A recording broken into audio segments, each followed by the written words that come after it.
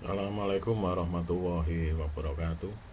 Pada kesempatan kali ini kita akan belajar menggunakan software bernama Multimedia Logic, di mana software ini berfungsi untuk mengecek kebenaran rangkaian logika berdasarkan peta Karnaug. Apa yang dimaksud dengan peta Karnaug? Siapakah Karnaug itu? Peta Karnaug adalah metode penyederhanaan ekspresi aljabar boolean. Ekspresi di sini adalah sebuah keadaan atau kondisi bersyarat. Penemunya adalah Dr. Maurits Karnaug.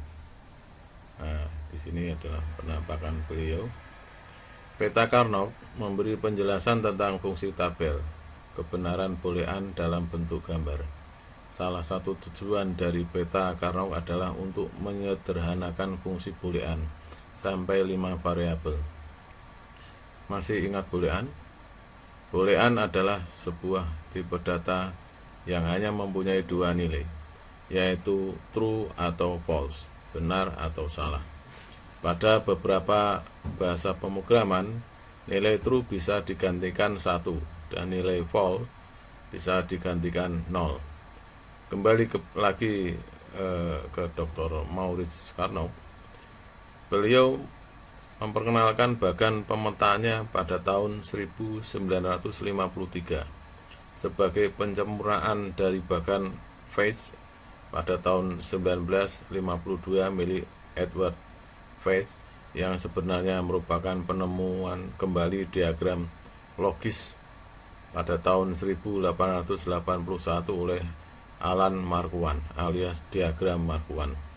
Peta Karnaug digunakan untuk menyederhanakan persyaratan logika dunia nyata sehingga dapat diimplementasikan menggunakan jumlah minimum gerbang logika fisik.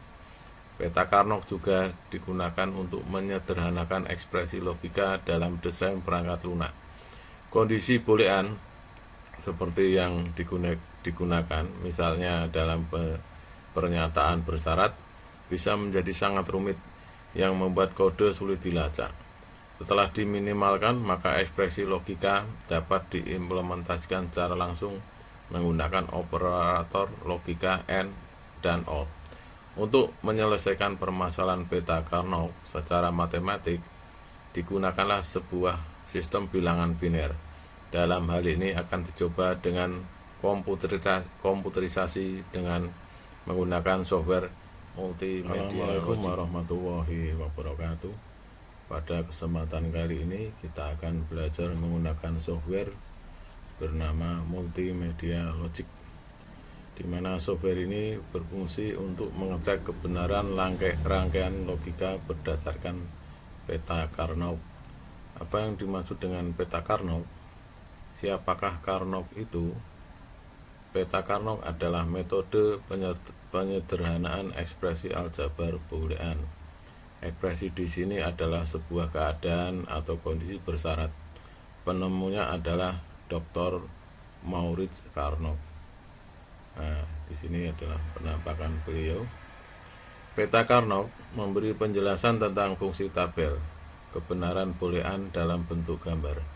Salah satu tujuan dari peta Karnaug adalah untuk menyederhanakan fungsi boolean sampai 5 variabel. Masih ingat boolean? Boolean adalah sebuah tipe data yang hanya mempunyai dua nilai, yaitu true atau false, benar atau salah. Pada beberapa bahasa pemrograman, nilai true bisa digantikan 1 dan nilai false bisa digantikan 0. Kembali ke Dr. Maurits Karnaug. Beliau memperkenalkan bagan pemetaannya pada tahun 1953 sebagai pencempurnaan dari bagan Veitch pada tahun 1952 milik Edward Veitch, yang sebenarnya merupakan penemuan kembali diagram logis pada tahun 1881 oleh Alan Marquand alias diagram Marquand. Peta Karnaug digunakan untuk menyederhanakan persyaratan logika dunia nyata sehingga dapat diimplementasikan menggunakan jumlah minimum gerbang logika fisik. Peta Karnock juga digunakan untuk menyederhanakan ekspresi logika dalam desain perangkat lunak. Kondisi boolean seperti yang digunakan, misalnya dalam pernyataan bersyarat, bisa menjadi sangat rumit yang membuat kode sulit dilacak. Setelah diminimalkan, maka ekspresi logika dapat diimplementasikan secara langsung menggunakan operator logika AND dan OR. Untuk menyelesaikan permasalahan peta Karnock secara matematik, digunakanlah sebuah sistem bilangan biner. Dalam hal ini akan dicoba dengan komputerisasi dengan menggunakan software multimedia logic. Baik, kita akan memulai belajar tentang aplikasi multimedia logic. Nah, ini adalah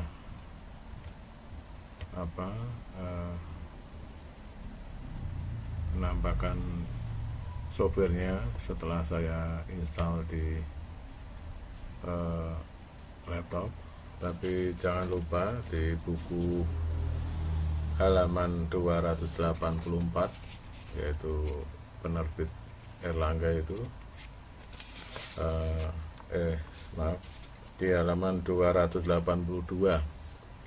Nah, di situ di situ ada petunjuknya, di mana kalian harus mendownload dulu softwarenya. Nah, ini adalah softwarenya yang di http://multimedia-logic.software.informer.com/download-. Nah, kita juga copy, lalu kita paste di URL-nya. Nah, kita enter. Nah, penampakannya adalah seperti ini. Lalu kita langsung download. Nah, ini di sini sudah ada tombolnya, kita langsung download. Nah, di sini kita tunggu. Nah, di sini ada tulisan discard sama keep, kita klik keep supaya tetap mendownload. Nah, kita tunggu sebentar downloadannya. Nah, setelah selesai, kita klik menu, pilih show in folder.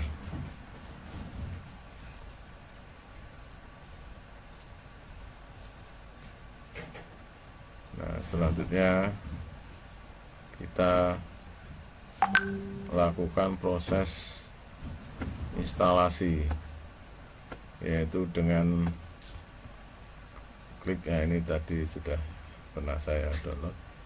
Kita klik untuk melakukan proses instalasi.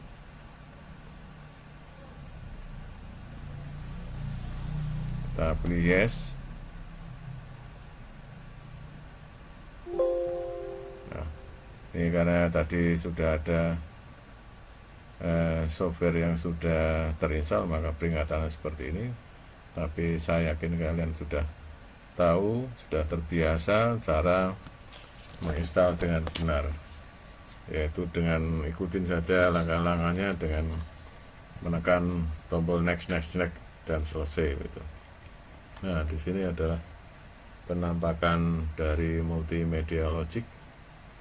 Nah, di sini ini adalah menu-menunya. Di sini ada ikon-ikon standar. Nah, di sini ini adalah lembar kerjanya. Di sini adalah palet. Nah, palet ini berupa kumpulan-kumpulan tool di mana mempunyai fungsi-fungsi tertentu. Nah, sesuai dengan buku yang di halaman 282, kalian disuruh membuka sebuah file yang sudah otomatis terinstall di komputer setelah program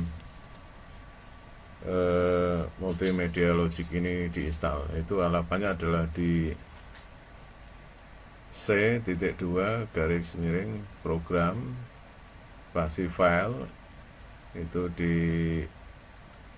folder multimedia example logic device. Lalu .lgi lah, ini kalian cari di situ. Ini seperti ini. Nah, sini kita klik aja seperti ini. Nah, kita open. Nah, penampakannya adalah seperti ini. Nah, dari sini kita bisa melakukan percobaan menganalisis cara kinerja dari ALU. Nah, untuk menjalankan software ini kita klik run simulation. Nah, seperti ini. Nah, di sini kita coba masukkan ini software aplikasi ini. Contoh program ini adalah ada dua sisi keyboard, katakanlah perumpamannya seperti itu. Ya, ini kita bisa melakukan entryan di sini. Ini keyboard A, di sini keyboard B. Nah, setiap kita enter di sini itu nanti akan langsung tampak. Ini ibaratnya adalah layar monitornya gitu. Nah, di sini ada keyboard B. Di sini kita juga bisa menginput. Nah, begini. Nah, di sini ada function. Function ini sini kita bisa ubah-ubah. Nah, ini function ini sifatnya plus. Ini A plus B kan gitu ya. A plus B. Nah, di sini ada tombol carry in. Nah, di sini. Nah, ini berfungsi ya. Ini kita contohkan 1 ya. Terus di sini 1. Nah, ini kalau kita klik carry in ya, alias di posisi 0, maka ini akan jumlahnya, resultnya ini adalah 2 hasilnya, akan tampak di monitor nanti telah diproses di ALU atau prosesor ya, begitu. Nah, ketika kita klik carry in, ini berubah menjadi 3. Nah, itu sudah otomatis seperti itu dari aplikasi program ini. Nah, nanti kalian akan berlatih untuk menggunakan program ini untuk menganalisis latihan soal di halaman 284. Di situ ada uji pengetahuan, tugas praktikum, tugas eksperimen. Nah, yang terutama di tugas praktikum ini itu nanti kalian buat flowchart. Nah, flowchart tentang garis besar dari contoh program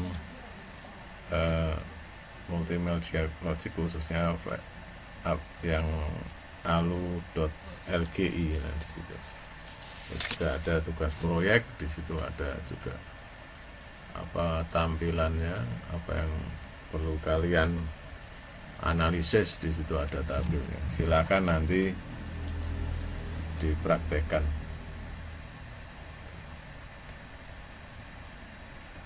Nah, selain ini ALU Logic, file ALU Logic ini juga bisa macam-macam ya. Mungkin perlu saya tambahi di sini ada NLDI lah, ini ada fungsinya sendiri-sendiri ya. Kalau sebenarnya ini adalah software ini biasa digunakan untuk orang elektro ya. Jadi kita coba untuk kita pelajari di mapel kita Siskom. Di sini juga ada lagi. ada bitmap, ada clock, ada counter, dan seterusnya. Kira-kira begitu yang saya sampaikan. Cukup sekian, terima kasih.